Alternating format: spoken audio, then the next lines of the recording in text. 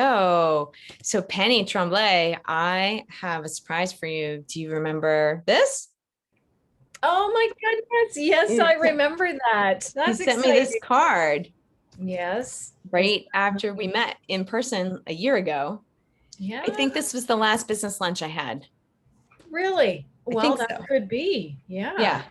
Yeah. Yeah. Yeah, but it's so exciting to have you here on the ROI Career Tips Insights podcast. And I think that we should jump right in because I imagine someone who teaches adults how to play nice in the sandbox, in the workplace sandbox, you have many tips and insights that you can give to a recent grad or emerging professional. So Yeah. I'd love to hear them. Okay. Well, thank you for asking me to join, and I'm always willing to share. Um, that business lunch that you had a picture of, that was my first business lunch. So it was your last business lunch. It was my first business lunch all by myself here in Rhode Island, because I'm Canadian and I'm from Northern Ontario. So just where that big group of freshwater lakes is, they call them the Great Lakes. I live right on top of those. So. But I am privileged to spend 6 months a year here in Rhode Island with my partner, and that's fairly new. So I got to meet you. And, one of the tips right off the bat is, try to be memorable or unique when you meet somebody for the first time. I'm a greeting card sender. Who sends greeting cards in the mail these days? Not very many people. And I'm not saying that's your secret weapon that you should use, but I'm telling you that's mine. And what I put on the front of those greeting cards, if I can, is a photograph, because Mm-hmm. we don't print photographs anymore, right? Yeah. And people don't throw photographs of themselves out. So some of the cards that I regret sending in the past were just photographs of me. But when I Mhm. put photographs of me and you, or photographs of you and your team, or photographs of you and your golf day with your golf people, then people never throw those out, and my brand is on the back, right? Yeah. There you And it's go. always a nice little message, just an appreciation and gratitude, sharing gratitude, showing gratitude. With um, amazing penmanship, I have to yeah, say. that's my scanned handwriting and signature font. I've probably sent about 12,000 of those over the last 12 years. Wow. And yeah, um, I send them all the time, or I send them when I can. And also, another tip, it gives me an opportunity to collect data on you that would be hard to collect otherwise. For example, I needed your mailing address to send that to you. A lot of Mhm. business cards don't have mailing addresses on them anymore. They have Mhm. email addresses and phone numbers. And so to me, as a success, well, I guess I was going to call myself a successful businesswoman, but I guess Of course that, you are. okay. For me, as a successful networker, I need a full contact record on somebody that I want to rub shoulders with, do business with. So I need a first name and a last name. I need a full street address, Mhm. meaning, like, if there's a suite 2 or an apartment 3 or whatever. And then city, state, zip code, city, province, postal code in Canada. Same thing, same columns would work to store that data. Phone number and email address, and Mhm. a social media profile that they spend time in. So for you, Yeah. Suzanne, it's LinkedIn that I have on record for you, and that's a full contact record. And so, um, you know, I keep a database of people that I meet, and I've been meeting people for, I'll say, 3 decades. And years ago, it was a collection of business cards that sat on my desk or in a box or something, and I would always have good intentions of dealing with them. But over time, I put them down into a list, like an Excel spreadsheet. And now Mhm. I use a more sophisticated CRM, customer relationship management software. But, you know, just to stay in touch with people, just Sure. nurture your people. If you're a student and you're meeting people, or you want to meet people, go chase them, Yeah. go after them and say, hey, I saw this, or I heard you here, or I read this of yours, or so and so said that you were an awesome business person. I'd love to stay connected and learn from you. One thing I would suggest that people stay away from are the automated messages that you can just like click that says like, hey, want to meet for coffee, or Mm, because they're impersonal. So right. let's get personal behind these digital opportunities to connect, because I think that that's really what humans are lacking, is this connection, this feeling Mhm. of this emotional feeling. We can't Right. really transfer emotions in text messages and emails. Yeah. So, As much as emojis, as much as we love emojis, yeah, and they're great, yeah, but yeah, they don't really have the same impact. that's right. Yeah. Good. So that Yeah. was No, what CRM do you like, by the way? what CRM. Right now I'm using Zoho, Okay. uh, Zoho CRM, and I have downsized from a bigger one that I was using that was costing me a little more. I always said I have a Ferrari for a CRM, but I only ever take it to the corner store. So I downgraded in price, and I don't think that I really gave up any features and options. So I've been using Zoho for a year, and I really like it. And I've also learned that in order to really like something and to have it performing well for you, you have to invest in it. And that goes beyond monthly fee. That's about investing in learning it. Some of the students watching this are probably just innately absorbing all of the magnificence that an app or software can bring to the Yeah. table. In Yeah. other words, they might be more adept at that than I am as a, woman in her 50s. And so I have kind of resisted the investment in learning from software that I'm purchasing, because I Mhm. always felt like, well, you should be teaching it for free. Like you Right. should be offering me this information for free. More adept at that than I Oops. am as a, Sorry. so I have recently invested in Zoho training through an organization that I hang out with called Speaker Flow, because I'm a speaker, and I've said for the last 4 months that I've been involved, like I should have done this a year ago. I should have just paid the money and learned how to use this right the first time. So I think that's a really great tip, is that, and it's not always about investing money, because I worked with a college group, a university group a week ago. And at the end of my presentation, they were asking me questions, and I was telling them about some of the numbers that I've invested in myself for coaching and so on. And they want to know, like, as a student, like, what can I do if I don't have a lot of money? Well, Mm, there's many currencies in life. And so when I say invest in things, that could be investing your time, investing your research, mhm. investing your volunteering, or asking a mentor to help and guide and show you the way. There's lots and lots of things that we can do without money, Yeah. without the transfer of money. Yeah. Right.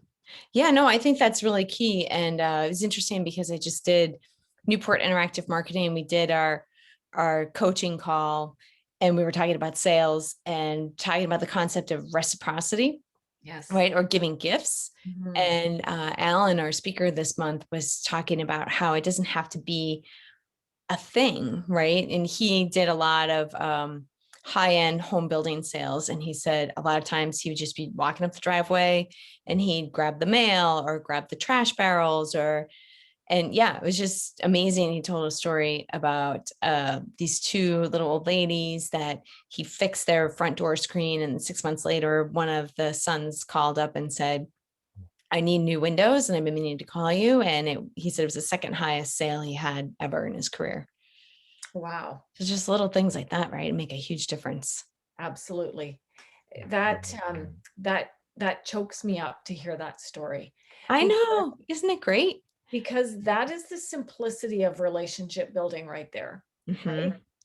Is that it's that desire to make the world a better place, or always leave things a little better than they were before you got there. So Hmm. you're you walk, I don't know, I'm going to use an office example, but I don't know how relevant office examples are today. But, let's say you go into the coffee room to get a coffee, like, how about just doing a little tidy up of the counter while you're standing there waiting for something? Yeah. There's so many things that you can do. Like that gentleman said, pick up the mail and bring up the trash cans, that make people think like you're already a part of their team, Yeah. or you're just a pleasure to have around. You're an asset rather than a liability.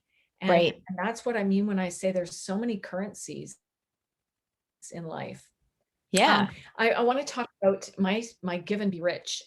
Oh, this is, yes, right. That's Yeah. all part of it. So I wrote this book back in, well, it probably took me about 4 years, but it came out in 2014. And the very first introduction of Give and Be Rich talks about just realizing that there's so much more that you could be giving. And that's not a judgment. That's just, if you want to show up, bigger, or if you want to make more impact, or you want to make the world a better place, there's just so much that you can be giving. And money is just one currency, you Mhm. know, like, like a smile, a kind word, a compliment, a silent prayer, a wildflower. There's many, many things that we could be giving to help this. I call it the circle of abundance, but it is actually called the law of reciprocity, where if you do something nice for somebody, they feel that they want to return that favor. But that's not why we do it, right? Mhm. We need to give just to give, not with the intention of getting something in return. Because if you give with the intention of getting, you will get with the intention of getting, Right. right? And so, Keeping score. that's right. That's right. And that's hard to do. That's Yeah. hard to give with no expected results, like with no, that's not the word I was looking for, results, but with no expectations. Yeah. Um, I always think in order to really give like that, like you'd almost have to be acting like a saint, like Mother Teresa, you Yeah. know, and that, but that doesn't mean that you have to give everything that you have away. It's okay to have stuff. When I first gave the draft of this book to Cody Bateman, who actually founded the company that greeting card generated. It's called Oh, Send a Card. really? He Nice. wrote he wrote the foreword of this. Do you have this book, Suzanne? Do you have I'm this? wondering, I don't think that I do. Okay, well, I'm going to send this to you. I've got a Okay. couple copies here. And anybody else who wants one, they can just message me, buy it on my website or Amazon. But however, when I sent the manuscript to Cody Bateman, he read it and he sent it back to me and he said, I'd really like to see more emphasis on the money, because you say it's not about the money, but money is also a currency and it's great to have. And when we have a lot of money, we can give a lot more. And so like let's ramp up the money factor in here. So I revised it because he's absolutely right. We don't have to be a saint like Mother Teresa giving everything away to Hmm. be, to do great things in the world, Right. um, Right. and abundance. I was looking at the some of the key takeaways from today that I committed to your social media posts and whatnot. And the word abundance is on there because um, abundance is a circle.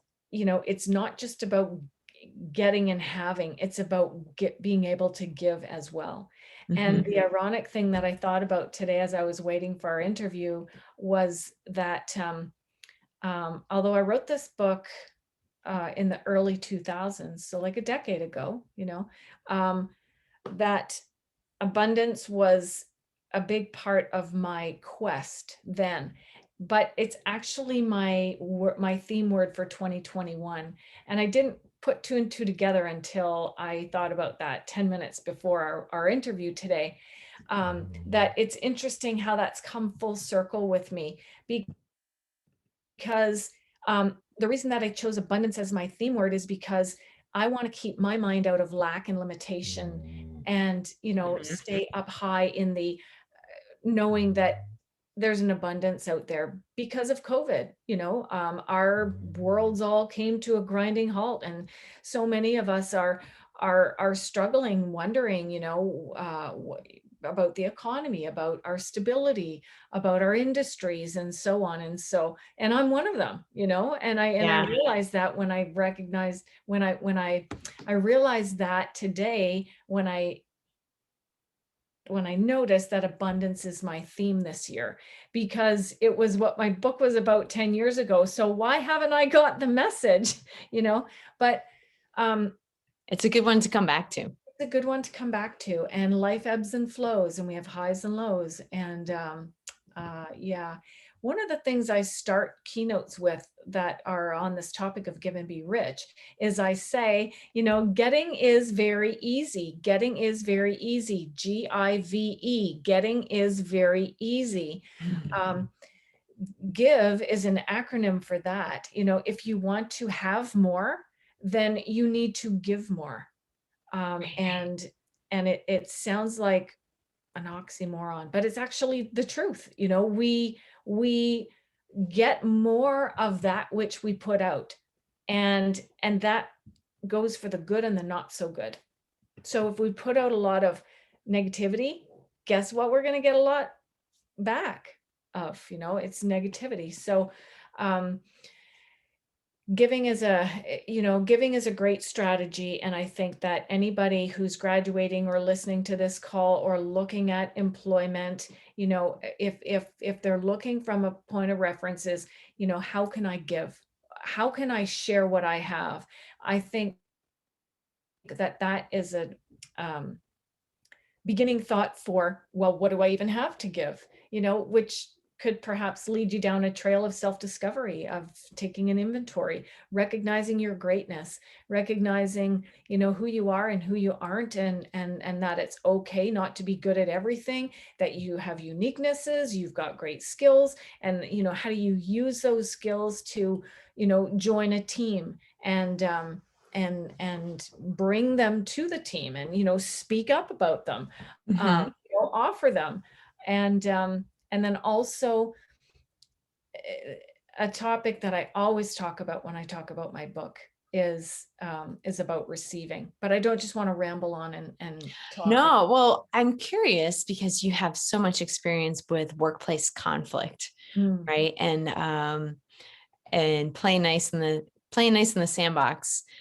Are there some specific I don't know, like trends or things that you might be able to pick up on in an interview? I asked another expert about this too, but I would just be curious, since this is your expertise working with larger workplaces, what might be some red flags that they could look for? And somebody that they're interviewing or somebody that's being interviewed? Yeah, like if I'm applying for a job and I go in, what are some things that maybe, I just wonder how much of intuition. On the earlier call today, we were talking about how sometimes the best sale you made was a sale you didn't make. And I imagine that that happens. I was reading on Reddit about people who were being passed over for jobs and asked to be trained, asked to train the next person who they hired externally over you, and how difficult that is. And I just wonder if there's things that, might commonly happen, that if you don't have a lot of work experience, that you don't realize, like, this isn't right. I should get out, or I shouldn't join this organization because something's not right. I think intuition is a really important piece of all this. Well, as a newcomer to an environment, you don't know any of these things, right? And so you're right, I have learned a lot about workplace conflict over time, but even more recently, I've done a survey to better understand workplace conflict during this pandemic period. So we've Mhm. got a really healthy response base of 500 people Wow. comprised of managers and employees. And the interesting thing is that conflict has actually escalated since COVID. Although Wow. people aren't in workplaces so much anymore, couple of reasons.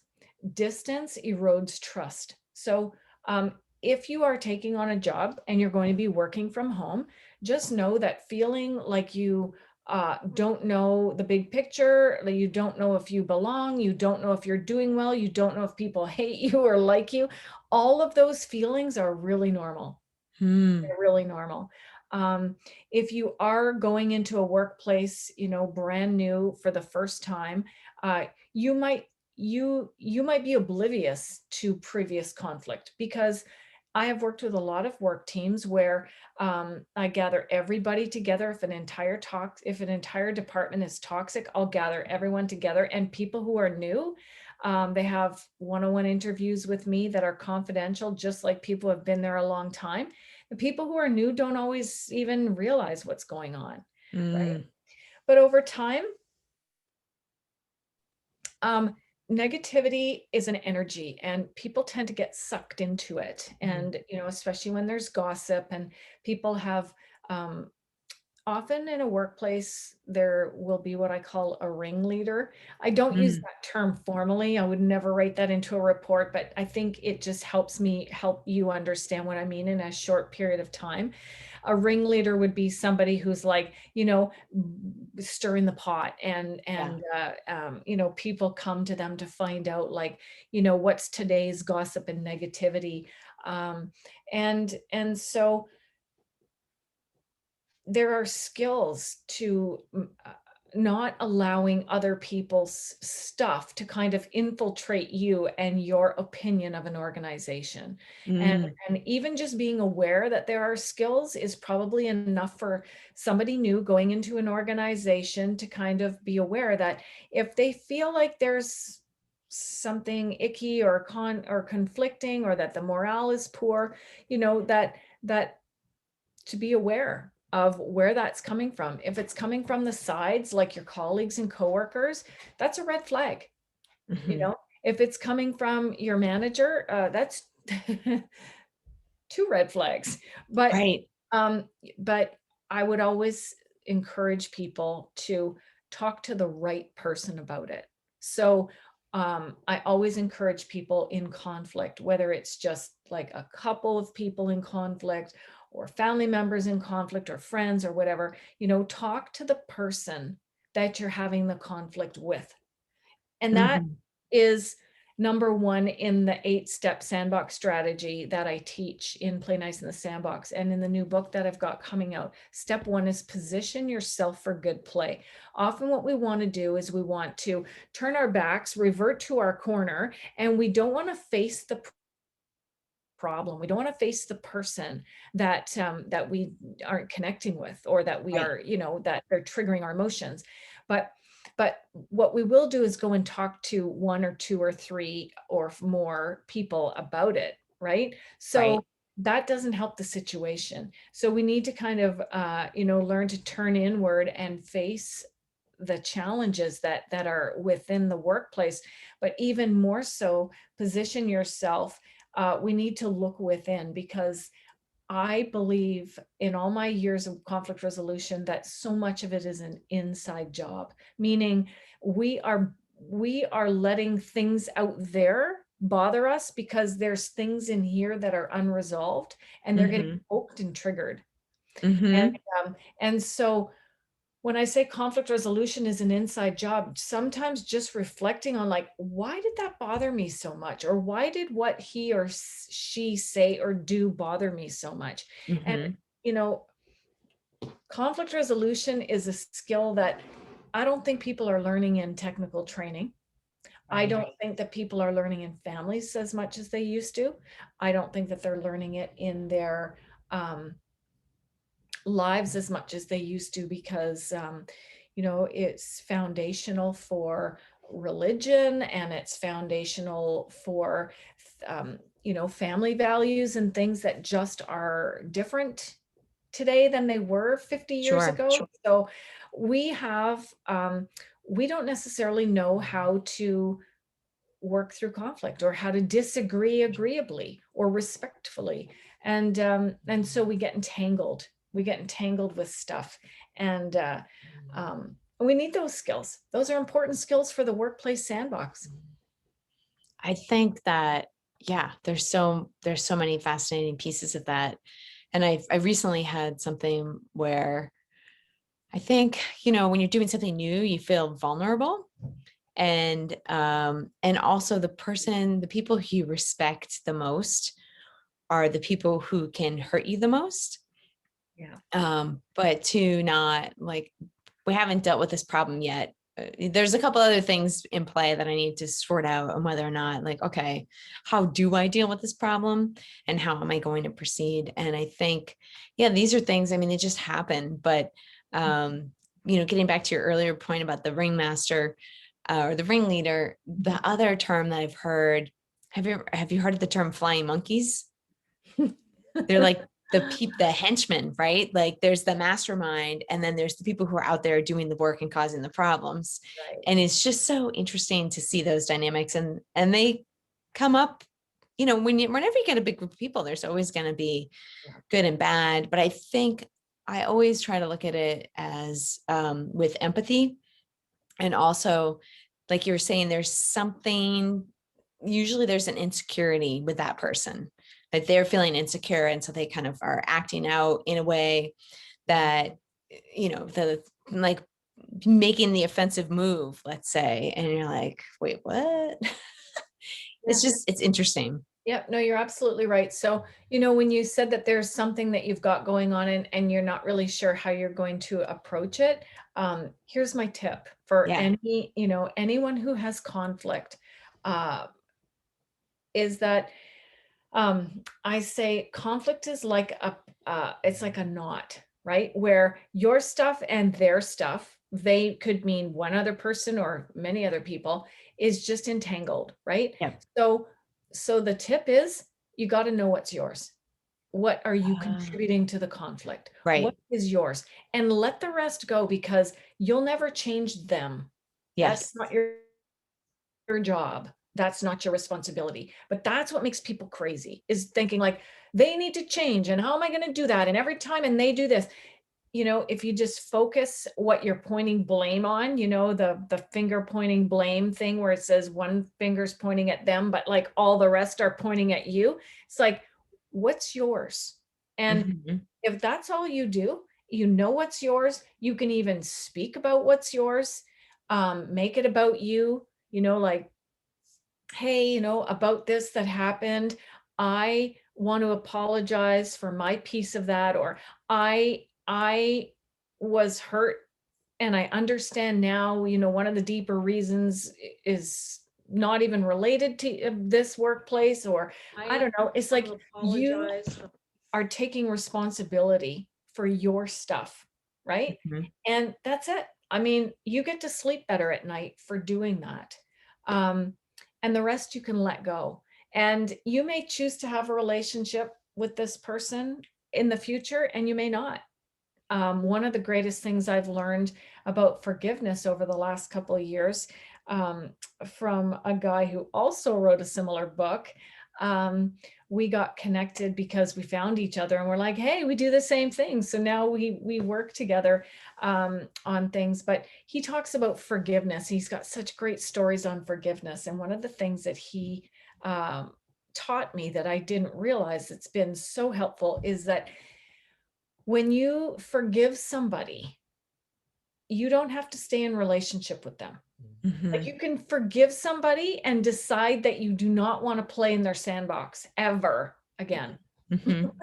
And I was like, oh, yay. Well, that makes it easy, because I was kind of using that mark of well, I really don't want to have anything to do with this over here ever again. So, I was hung up there because, Right. I'm an expert at this. So I'm Yes. supposed to be able to deal with it all. But even as an expert in anything, let's face it, we have a lot to learn. right? And There's always blind spots. life always presents its opportunities, presents us with opportunities to keep growing. One of the things I completely love about people is honesty. And in the workplace, you'll often hear that as integrity and authenticity, right? Mhm. People are who they say they are, meaning they don't have to be like perfection and a stuffed shirt, but they they're honest. And when it comes to conflict, I have seen so many knots get untangled and people just let everything go and really connect, like hug and cry and whatever. I've seen such great things. One day I might write a book about all of the amazing resolutions that I've witnessed right in front of me. But one of the things that helps people connect is honesty. When Mhm. somebody can just be really honest and vulnerable Mhm. and say, like, this is mine, or, I made a mistake, or these are my mistakes. And I've also personally been through conflicts, which you can watch on the main page of my website. I've got a manifesto video that talks about Yeah, I saw that. It's really good. big Yeah. conflict in my life. And I owned all of it for a Mhm. long time. And then I decided to just own my stuff, and I got really honest with the people who were involved in that with me. And and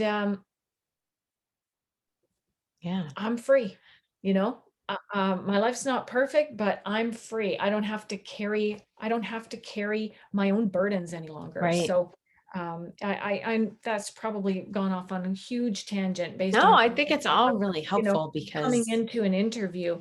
yeah. But there's something else that I want to mention about workplaces when you join a workplace for the first time, um, is that when you show up to anything, you're bringing your baggage with you. Okay, Mhm. so that sounds really horrible, but I'm just going to go out on a limb and say, like, that is really true. Somebody told me that when I took a transformational program with somebody doing a program for speaker mastery. And they told me, when you show up on stage, you bring all of the baggage of your life with you, and energetically, and people can see it. And I'm like, what? Wow. Wow, I'm going to definitely unpack these suitcases. And that's why, step 2 in the Play Nice system is to lighten your load, because you're bringing your past programming of your mind, right, with you anywhere you go. And so when you start to get entangled in conflict, recognize that a lot of that is yours, and it's your perception, and it's how you're perceiving, how somebody said something or spoke to you. And, Mhm. to you, it's like triggering stuff, or it's wrong, or whatever. But if you take the time to unpack your stuff and to really get clear on how you're showing up and what you're bringing to the workplace, you could go to any workplace with conflict in the future, and it doesn't even fizz on you, because Right. you're good, like you're solid, right? So Yeah. you're right when you say it's about the insecurities that people have that really ignite conflict. So the best place to invest your effort is dealing with your own insecurities. And the best Mhm. way to do that is to just be really honest with yourself first, Right. and Yeah. and others, that and I say others carefully, because we could tell other people too much. And so, Interesting. be careful with that, That might be something. Yeah.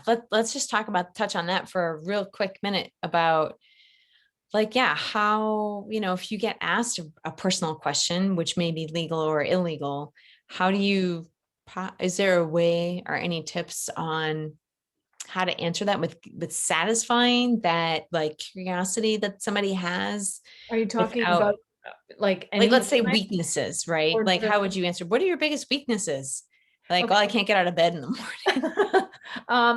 So I would recommend that you prepare for that question in advance, because that's definitely a popular interview question. And then finish off your answer with, but I'm working on it.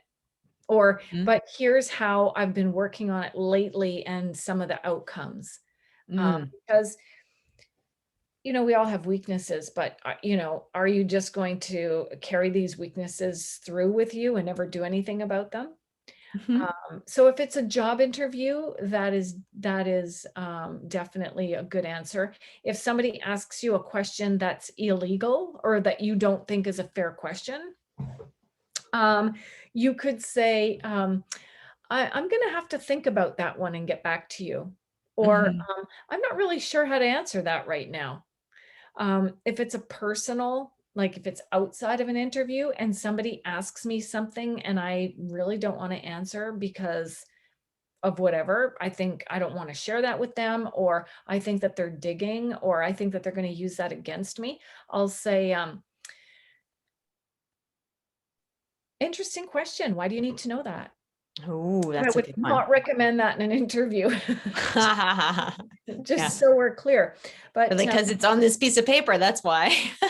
that's right.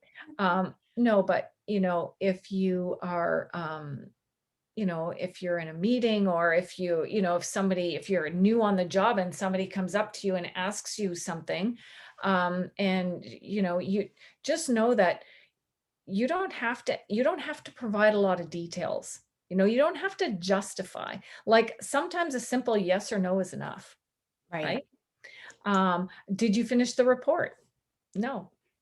Did you Yeah. finish the report? Yes. Did you finish the report? No, because, my dog ate it for breakfast. And sometimes you just don't need to go there. If people want more information, they're going to ask for it. But that Yeah. answer of why do you need to know that? That's a really good answer when you think that somebody's asking you questions that are just like going to be used for gossip, Yeah. or, Or like, soften it up like, oh, why do you ask? yeah, You know, why do you ask? yeah. Like, oh, I'm just curious. Yeah. Do you know someone who's been in that situation? Or Mhm. yeah, you could, I mean, they may be reaching out as a way to trying to empathize, like, oh, I've had that. But they're sort of like they're trying to connect, but maybe coming Right. off a little bit forceful about it.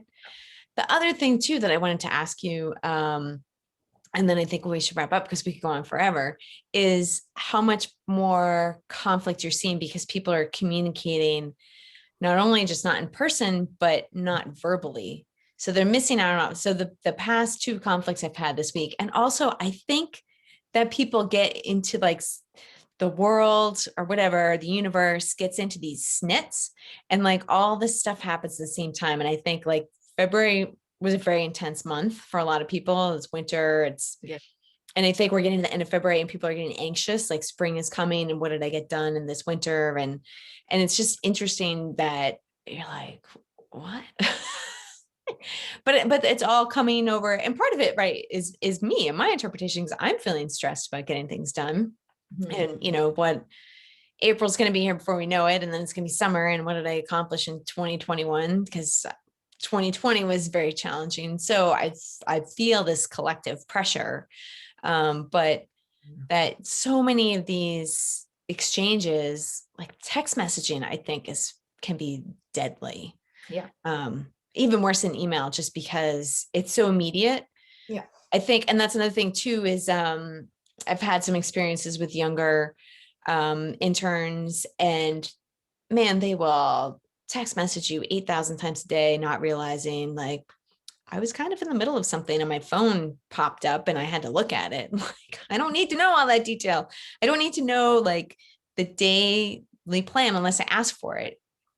So to kind of be aware of that, but I'm just curious if you're finding that the remote work life is causing more conflict because people just aren't speaking to each other. Yes, it absolutely is. And my survey results didn't show that at first, but that was after first wave that I launched that survey. Mm, Now, after the second wave, things are very different. And you're right, people are running out of patience and they're really getting antsy. And if you lived where I live in Canada, you'd have 2 more months of winter left. I Um, know. Yeah, it was like -17 there this morning, and that's even Celsius. So I don't even know what that registers on your scale. But however, a couple of pointers. Very, very cold. Very difficult.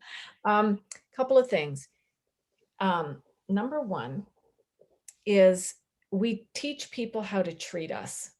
Okay. So remember that if if you have an intern or a student and you would like them to have a window of opportunity to meet with you at the middle of the day or end of the day or 3 times a day or 6 times a day or whatever, set that parameter.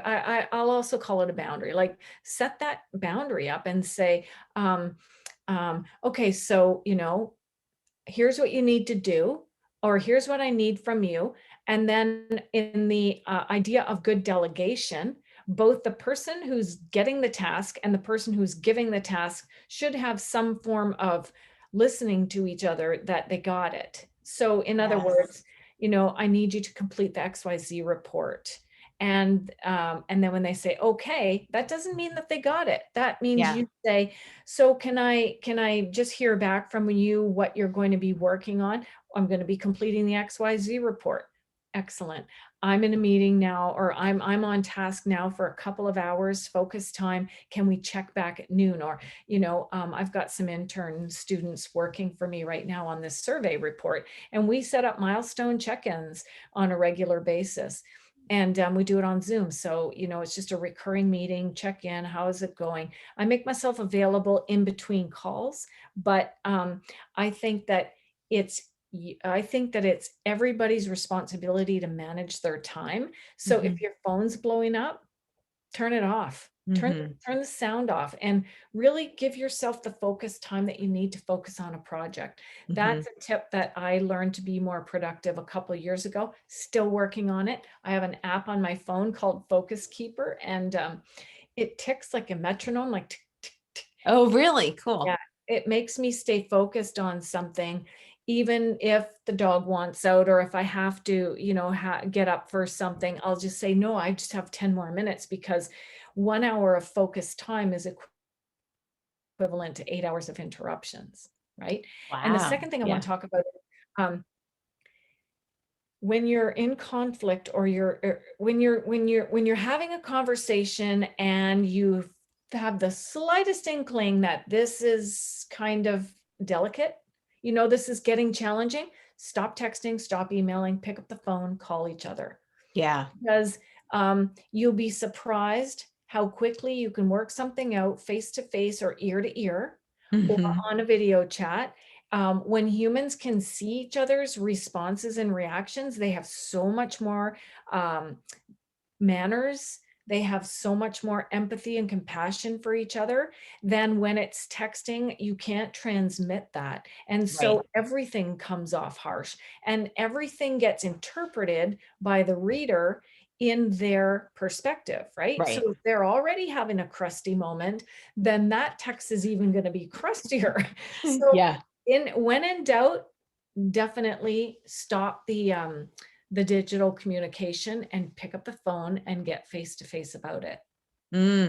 Yeah, I think amazing, amazing, amazing tips. Thank you so much. I really appreciate it, Penny. It's so fantastic to get to connect with you and see you and hear all your wisdom, especially, about how many employees do you think you've helped in the time that you've been doing Play Nice and Sandbox with conflict resolution? Well, just with that, I mean, that's been the tail end of my career, probably only for about 10 years now. But overall in my career, thousands and thousands and thousands. Yeah, In conflict resolution, I've probably helped 5 to 10,000 I team was going to members. say 10,000. Yeah, Yeah. just based on that's Yeah. amazing. Mhm. And Yeah. on the main page of my website, there's a free report that anybody can go and get. It's just about 8 tips to increase your sandbox factor. And I'll tell you, if you want to have a great, rich career, you need to really polish up your interpersonal skills. And because your sandbox factor is like your ability to get through the sandstorm, right? Yeah.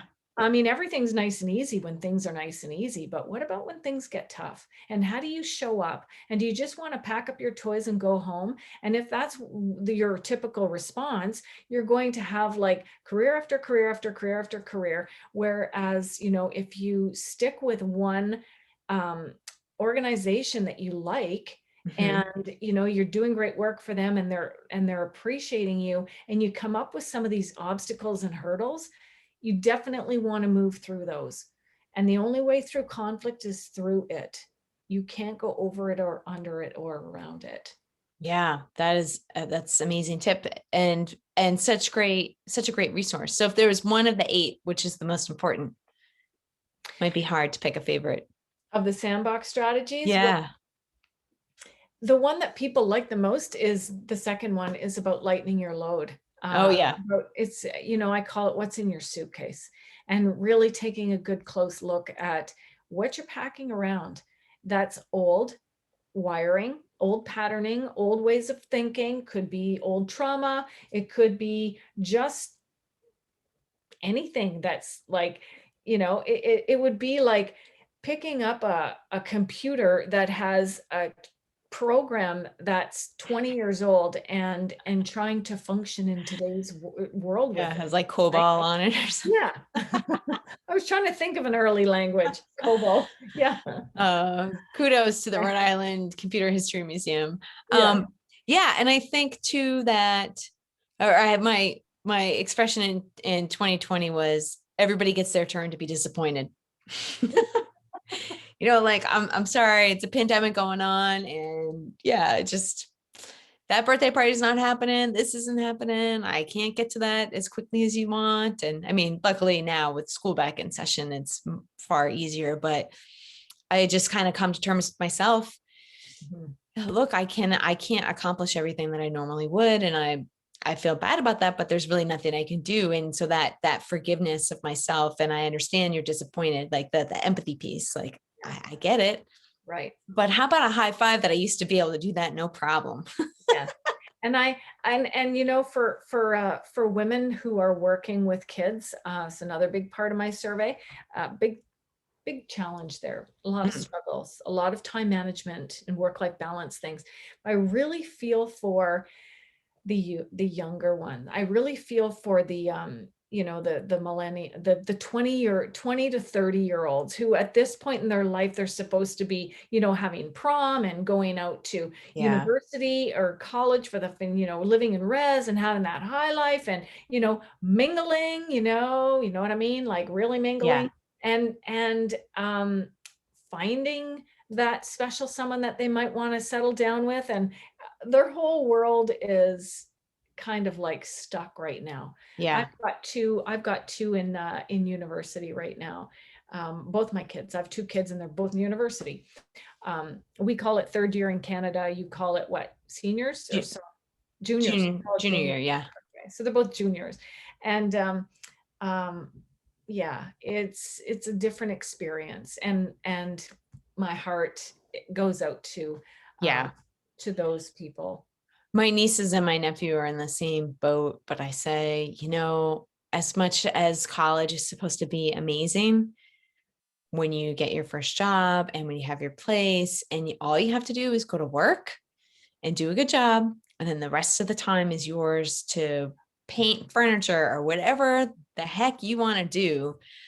I just found that once I finished grad school, that my life got so much more enjoyable. And that was probably like that, you know, like basically up until I got married and had a child, like there was a lot of time to do a lot of things. And I did a lot of things. And that was much less encumbered than like college. And so I think that things do get better. Yeah, because the kids that I am related to now are in that same boat, and it stinks. Yeah, like no prom. My sister was telling me, she goes, I Yeah. just realized. And I said, oh, does Dylan care about that? She goes, no. but I do. Well, And I was like, oh, I know that's tough. this one, I love Og Mandino. It was actually one of the books on my bookshelf photo that I took for you, is Oh, Og yeah. Mandino's Greatest Salesman in the World, 10 Scrolls. And one of them is This Too Shall Pass. And that's a very important message right now. That this challenge that we're all in, it will pass. And also, you asked me what message I would have for my kids, because they're juniors, and they'll be looking for their careers soon, is so much of success is a mindset, right? So if I ask people, like, and I do coaching work with clients, I say, like, what do you really want? And they'll say, I don't really know, or I'm not sure. Well, get clear. Get really clear on what you want. Like, if you could go to the biggest cherry tree of life and pick the biggest, most amazing cherries and design your life based on what you really want, what would that look like? What would that be? Get really clear. What does it feel like? Where are you living? Who are you living with? What do they look like? What do you like? What does a day in the life of you in 5 years even look like?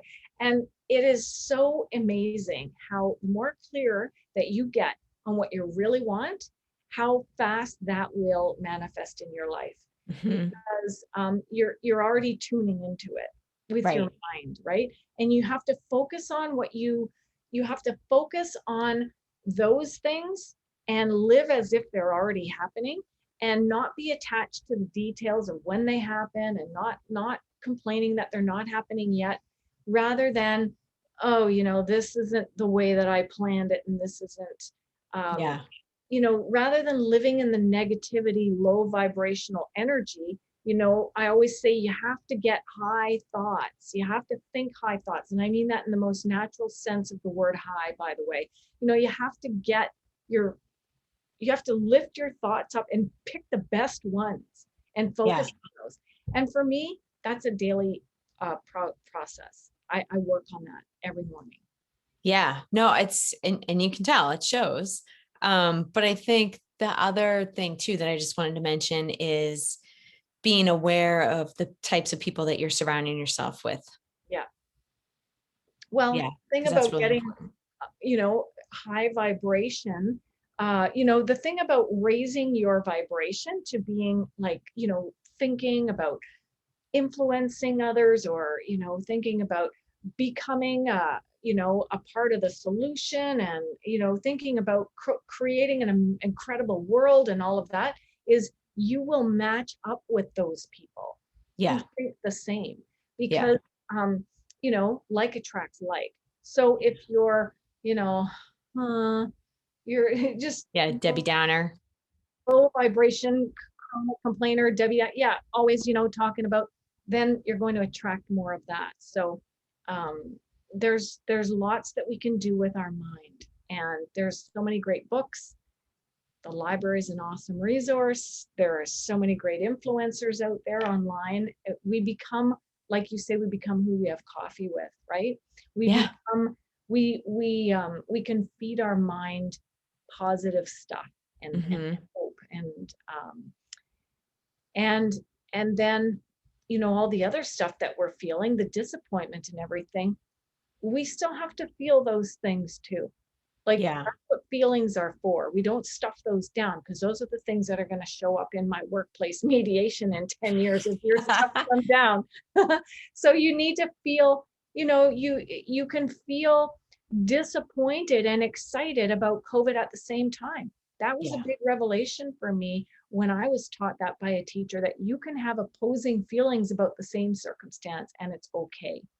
And so, even just allowing yourself to be expressive and honest and, vulnerable. And anyway, I want to make myself part of the human available. experience. Yeah. I want to make myself available for any of your listeners who are who are needing some extra wind in their sails, because if there's something I can do to help, I'm definitely willing to do that. Yeah, there's some employment doldrums out there for sure, especially if you haven't had a great internship, if you don't have a great portfolio. But I mean, that's what ROINU is there to do, is to give you the skills that, a 4-year degree is not going to teach you what Google needs to make that website be seen. And we have a lot of subject matter experts who are, game, and they want to see young, smart students grow and get those skills and succeed. And we can do it in a relatively short period of time. So I'm excited. Yeah, we'll be doing a launch for, I think a month from now, we're going to actually launch the opening. And then we'll start probably end of May, after everybody's kind of graduated. And, I know it's not going to be as exciting as it should be, but yeah, like that whole getting your career launched and enjoying what you do is huge. And part of what the curriculum focuses on are a lot of soft skills, especially in the work remote realm, that, probably our alum will come out having more work remote skills than their peers, than their bosses, because I've been running work remote internships for 10 years. Like my intern who's been with me, she's in grad school now. She's been with me for 4 years. We've never met. Wow. Yeah. And that's just one other quick tip that I wanted to mention is, when you are working remote, especially with someone new in the onboarding process, probably need to be offering a lot of assurance. And, I have a new intern right now who is just rocking it. Like there's some things that you like, okay, just slow down and focus. Like details matter. It's great that you got it done, but details do matter. So take a moment to kind of go back. And we kind of had a conversation, and she's like, yeah, I tend to work kind of late. And I said, can you try adjusting your hours so that you're fresher? Because I think maybe there might be a couple things that get overlooked, and, just sort of threw it out there like that. It just kind of came up naturally in the conversation. She's like, oh yeah, that's a really good point. Thank you for telling me. And, it's just a real go-getter, but to have the, oh, why is that not? To have the opportunity to have, so much for end. To have the opportunity to have like, an honest conversation, but also assuring, like, we're going to be launching a bunch of new projects, because I said, hey, you're doing really great. I know that there's a lot of details, a lot of onboarding with this, but I'm really excited because I know that we're going to be able to do some other projects that we haven't been able to do in the past because of bandwidth, but I know that you're going to really rock it. And I want to maximize your experience so that you get what you need for portfolio pieces, and also, benefits my business too. So yeah, it's really good. And that positivity, I think, is really, really important, that we have to lift each other up. Especially, especially in a work remote situation. Life's too short. Yeah. Well, Yeah. good. I think, work remote training and guidance and tips is just going to be so important right now, because according to my survey, 2/3 of the workforce is working from home. Wow, that's great. And did you ask how much longer they thought that would be for? No, I didn't. But I know that, CEOs of a lot of companies are enjoying this. Well, it's not that they're enjoying it, but they are committed to making this be a long-term solution. So, Hmm. um, but having said that a few times about my survey, I'd love to send you a link and you can get Yeah, it out to your people, because I'm about to make a draw next week for an iPad. awesome. To everybody who's responded gets a ballot, so I'd love to get some Rhode Fantastic. Island feedback. And Yeah. so I'll send you that link and you can Yeah, circulate. I'd love to share it. Yeah, that's fantastic. I know an 8-year-old who would love it if I won an iPad. I bet. Yeah, Yeah. good. Well, Hey, Penny, thank you so much. All right, thanks, Penny Tremblay, and I'll be talking to you soon. Thank you for taking the time. thanks so much, Suzanne. I Okay, wish you the okay, best, and I okay. look forward to learning more about your organization as well.